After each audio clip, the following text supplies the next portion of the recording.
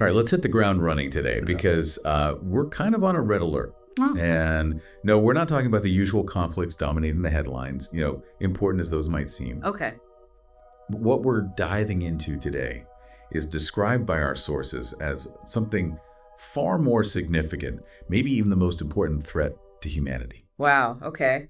That's a big claim. It is. Yeah. And it's one that's allegedly been in motion for decades and is, well, really speeding up now. Right.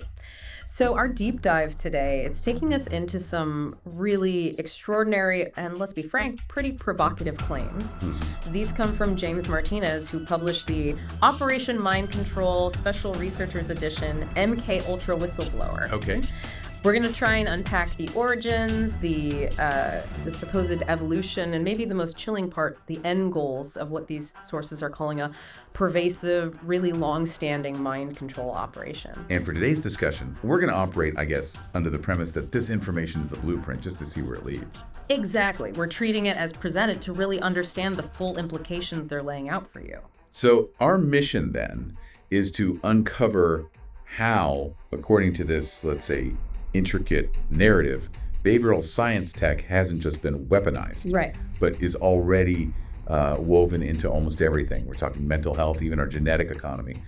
What does this actually mean for your cognitive liberty, your freedom of thought, like right now and in the near future? Okay, let's get into it. Yeah, to really get the scale of these claims, we kind of have to start where they say this modern revelation began.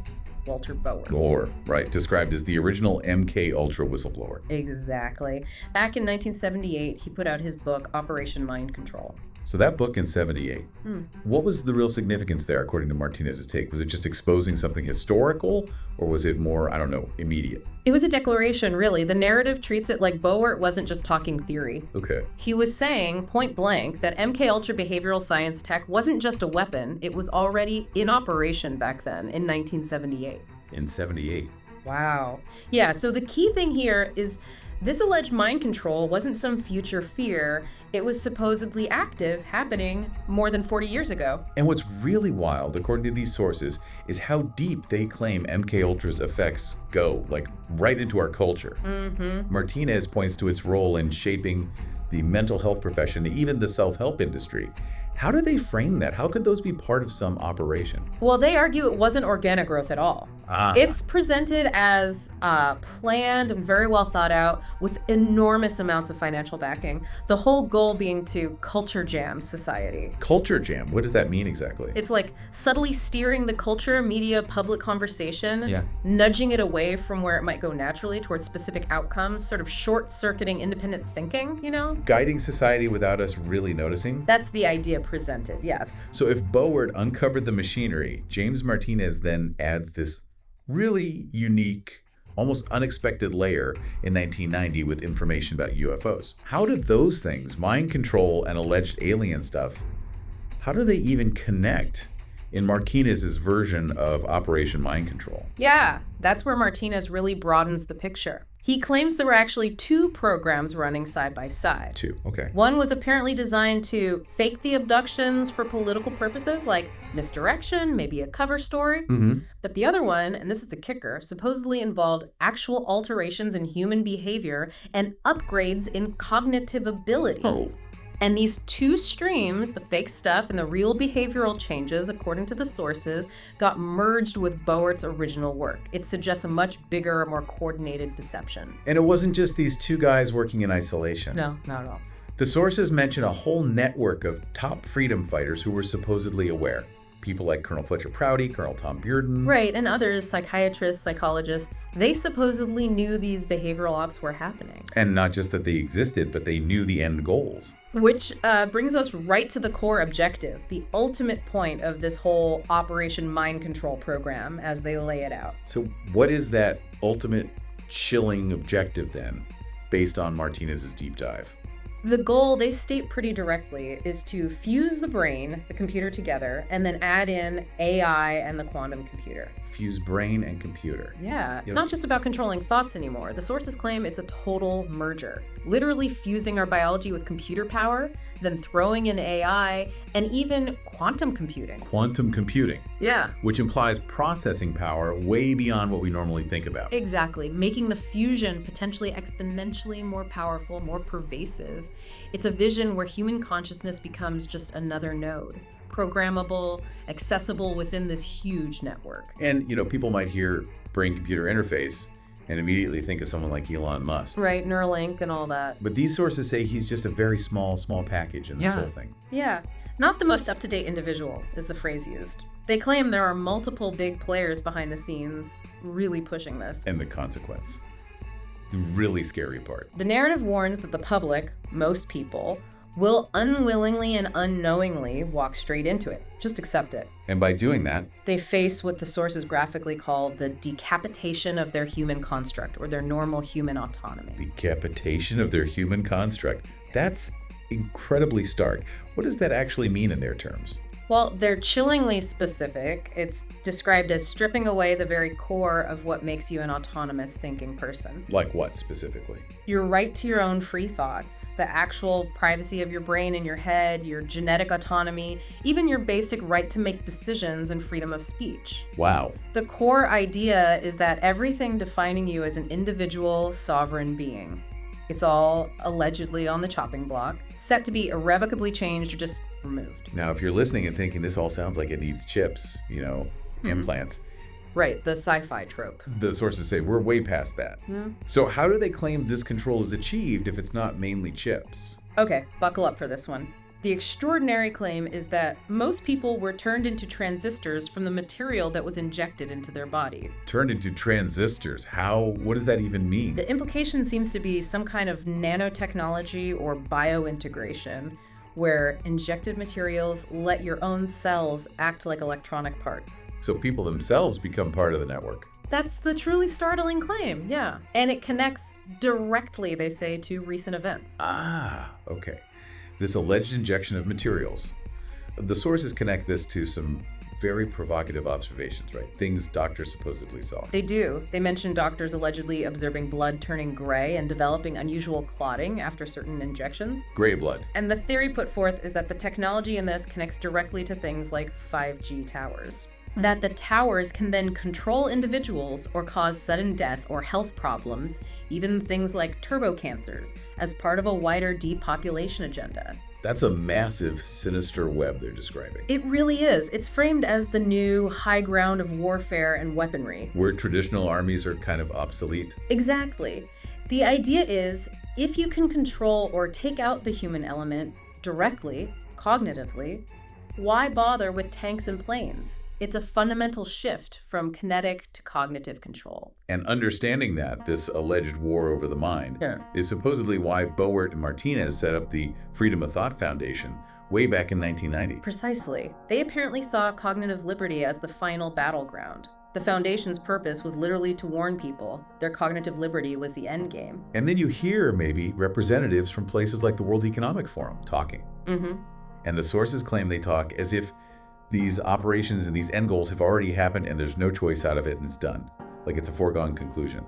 Which, in this narrative, sounds like an alarming confirmation, right? Like they're discussing a settled future. So digging deeper into the how, the mechanisms, the sources list quite an arsenal of tech supposedly already in play. Yeah, things like voice-to-skull technology. Hearing voices directly in your head. Apparently. And synthetic telepathy technology.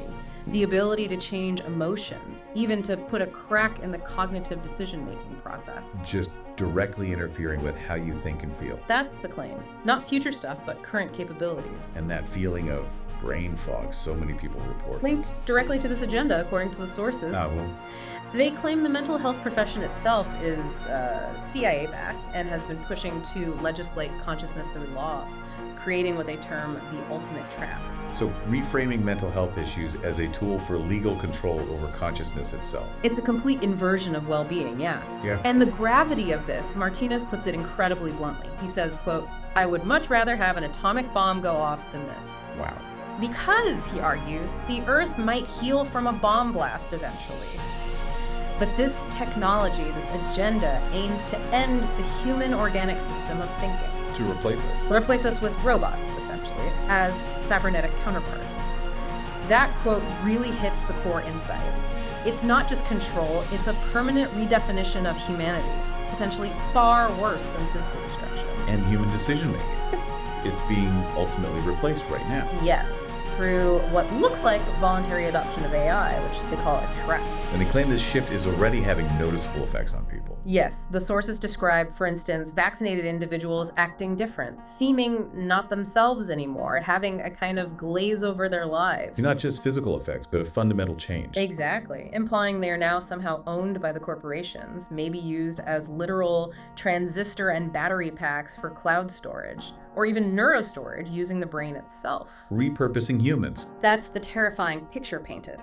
They even give a concrete example. Someone in Europe supposedly already fused with the computer, actively writing code in real time on operations going on in Europe. And this isn't isolated. No, they stress it's widely tested, especially mentioned is China. Okay, this leads to another concept they bring up. A psycho-civilized society.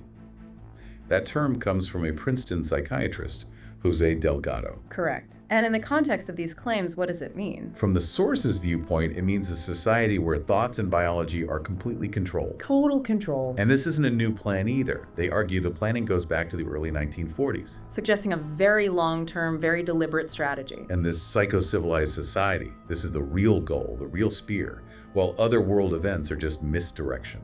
That's how it's presented. And the motivation. Right. It goes beyond just power or money, right? What do they say is driving this? It does seem to.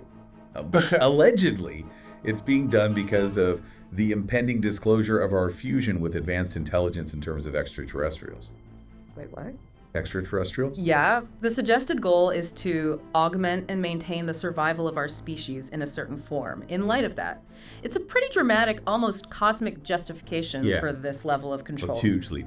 The narrative also points to a key historical moment, the National Security Act in 1947. Sources claim this act basically ended government transparency.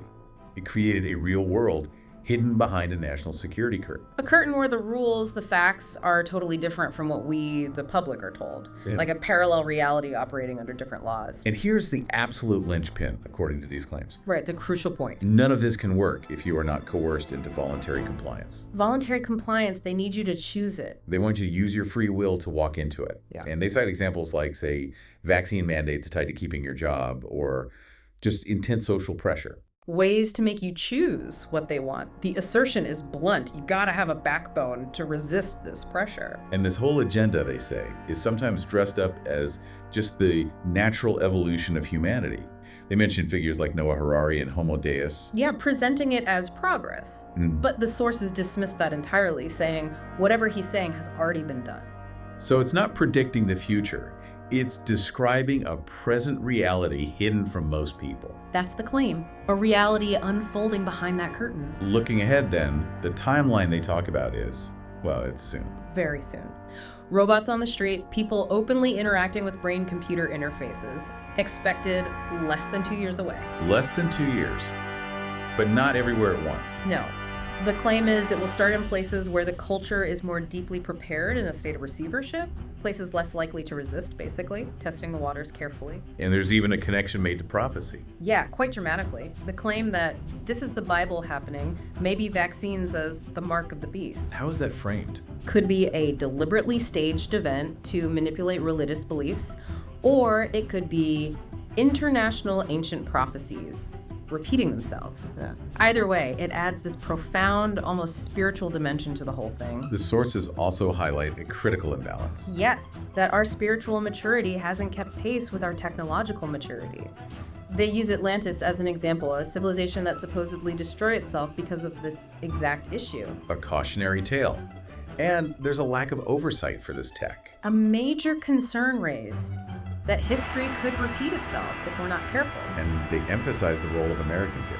Yeah, being viewed as the freest country, there's perceived responsibility to set the standards for freedom. Which means what, practically? Understanding the Constitution, how courts work, and crucially understanding your cognitive rights. Because people have these rights alongside others. It's a call for awareness and self-defense, essentially. It comes back to power, doesn't it? It does. The sources keep saying that if people realized how much power they have, that's what they don't want you to realize.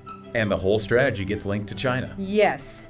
How the US allegedly built them up, how China steals tech, tests it on their own people. And now? Now, supposedly cooperating with the US deep state to set global industry standards for brain computer interfaces, using a strategy called technological micro-escalation, basically, incremental tech dominance to take over. Finally, let's talk about how pervasive this integration is claimed to be, affecting our senses even. Right. These patented technologies are supposedly being tested on the public and in foreign countries, including our children, meaning the whole human family. And Walter Bowert's idea, technology dictates modality. Meaning technology shapes our senses. We think of 5 senses, maybe a 6th. He apparently talked about a 7th that integrates them all. Okay. And every day, things like advertising, electronics, EM waves, they're allegedly impacting our neural nets, determining how you create a value system and in what language. Controlling perception itself. An insidious level of control, yeah. And it even extends to changing the language of laws behind the scenes, making them obscure. And there's a problem with the official U.S. Brain Computer Interface Committee. The sources claim it has no money and gets ignored by DARPA, CIA, NSA, so there's no real cooperative flow of information or ethical standard setting happening openly. Which allows what? Allows this top-line BCI technology, the sources claim, to be fused in with the banking system, with healthcare, the biometrics that people are giving themselves up to at the airports. Everything. And even, most fundamentally, into your genetic code as well. It's presented as total, inescapable integration into life itself. So let's try to wrap this up. The core thesis from these sources is that humanity is at this unprecedented transition point where our cognitive, even biological autonomy is genuinely at risk. And the key mechanism seems to be our own voluntary compliance. It's a truly startling picture of a future being constructed, maybe with or without our real consent. So given these extraordinary claims we've explored today, assuming for a moment they hold some truth, that tech is shaping our senses, that our autonomy is threatened, and it hinges on us voluntarily going along. What specific parts of your own daily decisions, your digital life, do you now feel maybe you need to re-examine? And how could understanding these alleged cognitive rights actually empower you to navigate what sounds like a rapidly accelerating and potentially very controlling reality described by these sources?